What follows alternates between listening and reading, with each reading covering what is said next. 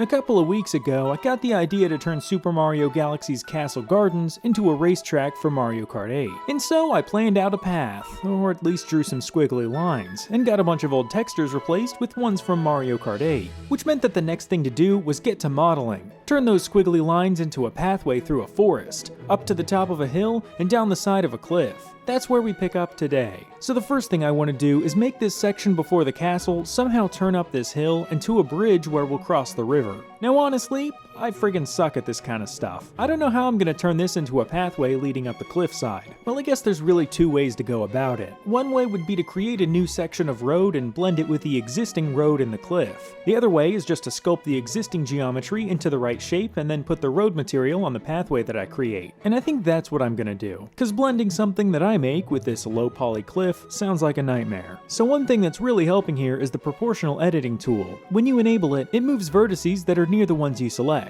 Using this occasionally and adjusting the radius for different spots made this feel a lot more natural. Luckily enough, there was already a line traveling from the middle of the pathway up the cliff, so I selected that line and pressed Ctrl B to bevel that into a face that I can put the pathway material on. To get the path to reach the river, I kinda just put the material on some faces that were close enough, and enabled live UV unwrapping to keep the UVs from stretching when I move the vertices around. You know, for something that looks terrible, this ain't too bad. I think the best thing to do next is to make the pathway blend better with the materials next to it. I went ahead and widened the path a bit more. I ended up changing the shape of this section a good few times, always re-unwrapping to fix the texture and checking vertices to make sure I didn't screw up the mesh too bad. Now this still needs more work, but while I was over here at this bridge, I noticed the way that the brick texture was just cut up all over the place was pretty ugly, and I don't really think it's worth trying to fix. I think the best thing to do here is find a new texture. And while I do have that folder I made last episode with a bunch of Mario Kart 8 textures, I think I'm gonna look elsewhere, and actually expand that folder while I'm at it. I spent an hour or so going around Nintendo games with similar art styles to Mario Kart 8 and sorting their textures into respective categories in the folder, and I think I found just the texture I was looking for in Super Mario Odyssey. This looks way better, but these posts are missing something. How about some stars? Yeah, I think that works. So I'd say the next thing to do is update the dirt texture, which I just didn't update last episode, because I was too busy making a tree brush in Photoshop for my crappy brochure. But this kind of texture is super easy to update. I could re-unwrap this whole path and use a dirt road texture that's got a clear middle line to make it feel a bit more road-like.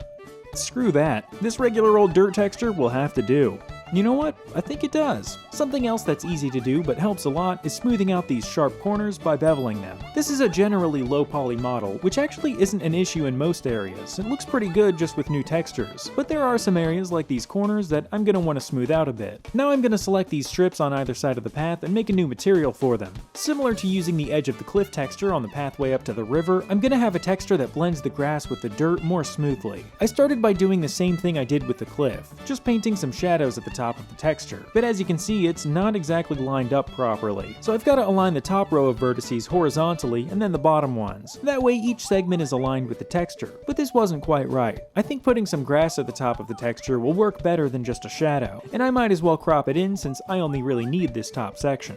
That's more like it. And luckily, this later section of the dirt path also has a strip of faces running along its side, so I'll just select that and put the grass edge material on there. After that, I adjusted the unwrapping on this wall a bit and did the same to the castle. I used that Mario Odyssey marble material on some of the pillars and stuff to kind of make it look more interesting. Well, that should be good down here. Let's get to that river and start working our way into the forest. We're gonna need a bridge to cross, so I'll grab this one down here and duplicate it. It doesn't quite reach though, so I selected this end with proportional editing on and stretched it across. Alright, now we've got a way to get over the river, but this is pretty much just random out-of-bounds decorational terrain. You weren't supposed to be up here or anything, so turning this into a forested pathway that leads up to the plateau might be a challenge. The first thing I'll do is try and level out the terrain, make it into the shape that it's gonna need to be to accommodate the path that I'm gonna make. But unlike that little hill up to the bridge, I'm gonna need to model a pathway on top of the terrain as well. But speaking of the bridge, I think it should actually look different than the lower one, so I'll go ahead and change the materials on it. I also decided to get rid of the posts on the corners to make this bridge seem smaller and less castle-y. Well, I think it's time to start on the pathway. I'm gonna use a curve for this, since it lets me just draw out a line and smoothly create geometry around it. I've only used them a few times before though, so I've still got some learning to do.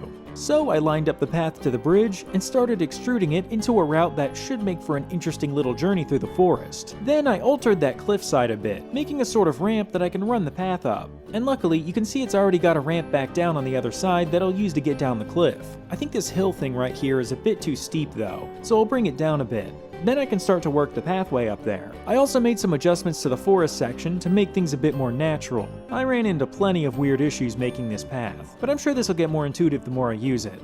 The next section though is going to be a real struggle. I sort of have an idea of how I'm going to make this path end up connecting to the cobblestone road down there, but I never really worked out the specifics. And now I'm dealing with this kind of stuff. So I think I want it to travel along the cliffside and then turn 180 degrees and ramp down to the ground. But this giant strip of taffy is not exactly a connoisseur of 180-degree turns. It gets freaking assassinated if you rotate it further than like 30 degrees. I was able to make the turn gradual enough to just sort of land right on the road, which for a second seemed perfect, but I actually want it to land next to the road. I don't want this cliff path to just slam right in the middle of the valley on the road. I'd like it a bit closer to the wall. So let's try something else. I eventually got something good by making a smaller and thinner path that can turn more sharply, which I can reconnect to the main road once I turn them into meshes. But first, I'm going to try and get the path way closer to the ground. I'll adjust the curve first, and then go through and bring the terrain up to the path. But it looks like the terrain is kind of just cutting up through the path whenever I try to move vertices up. That's because the geometry is too low poly, so I can't make fine enough adjustments to the shape.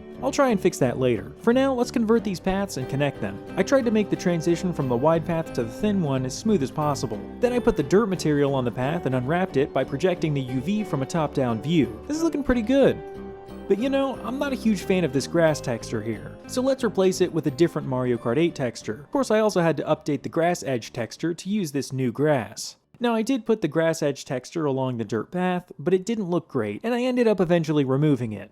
Well, I think now is a good time to try and fit the terrain better. So to get more vertices to work with, I put a subdivision surface modifier on this whole hillside. This is inevitably going to screw up some corners in some places, but I'll fix those as I notice them. And just like that, I can make subtle changes to the terrain and bring it right up to the path. Nice. And not so nice. There's some of those corner issues I was talking about. When the subdivision surface modifier added new vertices and smooth sharp edges, these corners sorta came undone. So I'll try and get them back in order. After that, I did some more terrain adjusting. This took a long time to get just right, but it was a really fun process, kinda like solving a puzzle. I was honestly surprised at how good this looks now that it fits the terrain. It's starting to look like a real track, except for this magical floating bacon section near the end. I'm gonna select the edges of this path and extrude it down to create the cliff faces that this road's supposed to sit on. Then I'll put the cliff texture on it and get it lined up. Not too bad, but the pathway is a bit too uniform right now, so I went around to segments and scaled them around with proportional editing on to get a bit of variation, making sure to scale up all of the turns to make them a bit more forgiving. I really had to work on this last turn down the cliff. It's gonna be an impossible turn if it's too sharp and narrow. I also noticed that the cobblestone road didn't continue all the way back, so I cut some lines with the knife tool and assigned those faces to the cobblestone texture. This isn't part of the track or anything, just a background detail. I also don't want this path to just drop off a cliff and out of existence. I need something to set on the horizon, so I duplicated this cliff thing and moved it over here. Alright, I think that's pretty much as good as this path is gonna get. The next thing to do is make the forest. I have done something similar in Delfino Square, but that was just on the side of the track. This is gonna be something that the track goes through. Now I could just find a tree model somewhere and start placing them, but I'd like to have a little palette of objects ready so I have a better idea of what all this forest might include. So I sifted through some Super Mario Galaxy models, scouting them out first on noclip.website and heading over to themodelsresource.com to download what I find. I think I'll use this tree here on the Good Egg Galaxy planet. It's pretty high detail for Super Mario Galaxy, and I'm not gonna change it. I don't think you guys want another tree saga either, so let's just use this tree and move on. Now, just like in previous videos, I'm importing all of these models into a separate project and keeping everything here until it's all ready to go into the main project. I also want some natural details from Honey Hive Galaxy. These should look great in our forest. And I found some things like these mushrooms in Gold Leaf Galaxy. Eventually, I had all of the plants and stuff that I wanted to work with, including these crystals, which seem to have a weird way of rendering. But I eventually figured out that it actually uses a super simple gradient texture to shade different faces with varying opacity. Let's get all of the textures ready before moving things over. For textures that I don't plan on updating, like the mushrooms and acorns, I'll just bring those textures over to the Castle Gardens Updated Textures folder and assign those in Blender. And for some of the other materials that are a little more prominent and egregious, I'll find new textures. For the tree, I decided to use the grass texture on the leaves, since that's what the trees in Castle Gardens already use, and it looks pretty good. It looks nice and soft, whereas a texture with leaf shapes and high contrast wouldn't really map onto this geometry. I also found a soft-looking wood grain texture and fine-tuned it in Photoshop, and I updated the textures that this fence uses over here as well. I couldn't find a good replacement for the end of the log texture, so I just upscaled it in Photoshop and generated a normal map for it. I think we're about good. I made sure to check the normals real quick though. Wouldn't want to duplicate an object around everywhere, only to later realize that certain faces on it are inside out. Now I'll just kind of set these things over here in the water. I'm going to start with these fence posts and set them on either side of the dirt path. Or at least I was until I got a little ways in and didn't really like how this looked. It kind of looks like I'm putting little bookshelves along the sides of the track. So let's look for something a little less furniture-y. And it looks like Super Mario Galaxy fences are all either furniture or straight up garbage Super Mario 64 7 polygons looking type crap. So I looked around Mario Kart 8 and found some pretty good stuff. So let's use these fences from the Animal Crossing Spring track. They are going to be a pain to set up, but they will definitely look better. So I went ahead and spent like an hour setting these up one after another. Progress was slow but steady, which beats slow and unsteady, which is probably what I'm going to name next episode when we try and mod this track into the game. And eventually we've got a fence.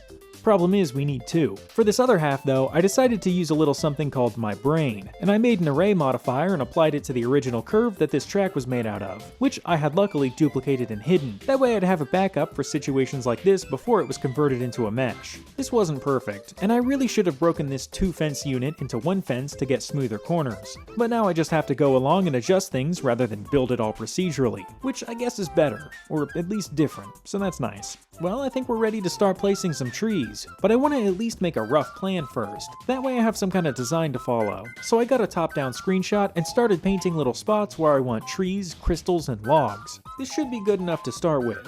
You can see the origin here is in the middle of the tree, but to make things easier here, I'm going to move it to the bottom by setting the cursor to the tree, then moving the tree up and setting the origin to where the cursor is. I did the same for these smaller trees, which I'm going to use to fill out the background of the forest, since they're much lower poly than the bigger ones. And with just a little bit of placing trees, this is already starting to look like a forest. Which is, I guess, not that surprising, since a forest is just a bunch of trees. But I think this should be more than just a bunch of trees. Let's add some details. I started off by putting one of those logs right here. I found a new bark texture and everything for this, but I'm just realizing that it's completely out of place since the trees around it don't have that bark. So I put the tree wood texture on it, and it looks a lot better. But the way it just clips through the grass with no interaction looks a bit wrong. So let's move some grass sprouts over here to make it look more natural. I should also just have more foliage sitting around the forest. So let's use some of those classic Mario Galaxy plants. I'll also get the crystals set up. I made some adjustments to some things and ended up with something that looks pretty good, but it's worth noting that basically none of how these crystals look will carry over to Track Studio.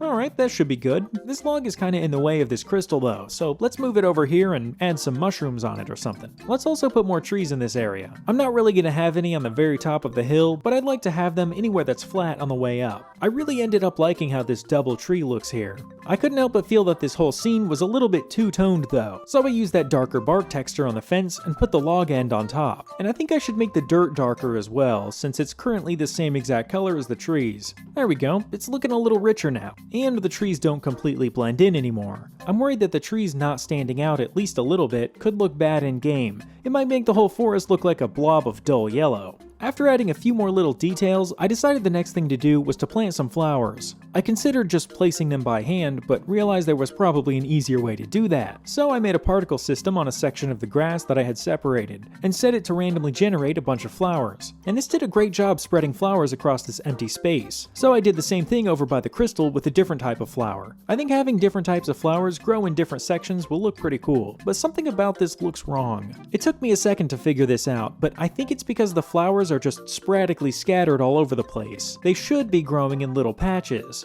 So I moved some and deleted some until they were looking more normal. I did the same to the yellow flowers and generated some purple flowers to sort out as well. Well, I think this is looking about right. I'm gonna add some surrounding trees to some areas though. Around the river, up on this hill, and I even made some more adjustments to that left turn up to the bridge. As I finish up these wooded areas and work towards this plateau, I need to start planning what I'm gonna do here. Some of you guys suggested making this into the hill from the Rosalina storybook or referencing it somehow, and my idea was to add some kind of building or little group of houses up here. So I think I'll do both. And after finishing the fence and adding some details to the pathway down the cliffside, I started adding some houses up here. I also brought up this bigger building and made it look a bit more unique by adding a tower to the side. Then I added a big tree here as a reference to the tree that's on the hill in the storybook, and I thought I'd make it feel a bit more unique by putting a bunch of crystals around it. I got the idea to put crystals all over the outside of this hill, and I made a crystal version of the dirt texture and everything, but it kinda just looked really bad and out of place, so I decided to stick with a more subtle approach. Let's add some more detail up here. These houses are gonna need pathways connecting them. We're also missing those star lampposts, which should make this section of dirt road feel more connected to these buildings in a way. Well, I think at this point we should start adding the finishing touches. Some more flowers, more trees, a fence here to keep you from just driving out of bounds, which I almost didn't add, and one last layer of polish to this hillside turn. And to make this forest feel a little less out of place, I set a ton of low poly trees on surrounding hills. I also made a 2D billboard out of them to set on the edges of some of these hills, to give the impression that they lead back to more forests. And now it's time to get a render for the thumbnail. But after setting up some lighting, I realized how dark this forest is. We should set up some of those lampposts in here. I think that was just what this forest was missing. Now we'll just set up a few point lights and render. Well, I think that's gonna do it. This turned out better than I expected for sure. There were lots of unknown variables, and plenty of times that it seemed something would never work right, but I'm really happy with how it looks. I'm curious just how much I'll be able to do in Track Studio to make this model look nice in game. Well, anyways, I'll talk to you later. Thanks.